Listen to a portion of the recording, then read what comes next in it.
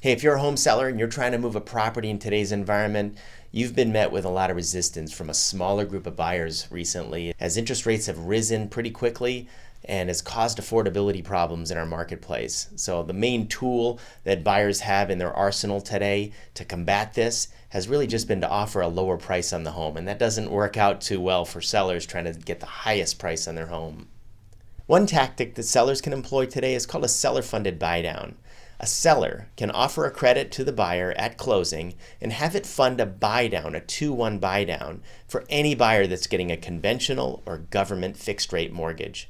This chunk of money serves to lower the effective rate that the buyer is paying in the first year by 2%, 1% in the second year. Often this relieves the buyer of hundreds of dollars a month in payments, making it more affordable to buy the home this first few years. To get the same effect, the buyer is going to have to permanently buy down the interest rate with points, and that would cost many thousands of dollars in seller credit. Even worse, if the buyer wanted to do it by discounting the price of the home, it would cost the seller tens of thousands of dollars. As history often repeats itself, experts agree that when we enter this looming recession, we're likely to see mortgage rates fall back down to affordable levels in the next 2 years. The 2-1 buydown could be the perfect tool to move a property right now to get the highest possible price.